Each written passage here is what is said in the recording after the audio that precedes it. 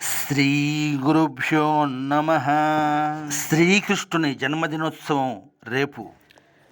నేడు ఓ మహాత్ముని జన్మదినోత్సవం.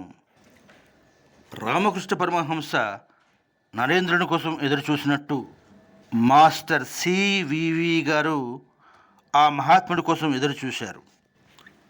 అతడొక పేరు మోసిన బారిస్టర్.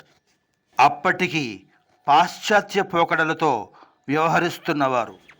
కోర్టులో ఓటమినెరుగని వకీలు, వాదించి గెలిపించినందుకు ఫీజును అడగని వకీల్ సాబ్, కులాసా విలాస పురుషునిగా వ్యవహరిస్తున్న వారికి ఓ రోజు పుట్టడం చావడానికేనా అన్న ప్రశ్న ఉదయించింది. విధి విలాసంగా వారు ఓ రోజు మాస్టర్ సివివి గారిని దర్శించారు. వారు వాకిట్లోనే వీరి గురించి ఎదురు చూస్తున్నారు. చూసిన మొదటి క్షణమే ఏమి కావాలి అని అడిగారు. ఈయన మనశ్శాంతి అన్నారు.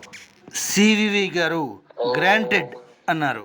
ఆయనే నమస్కారం మాస్టర్ ఎంఎన్గా పూజలు అందుకుంటున్న మైనంపాటి జ్వాలా నరసింహం గారు.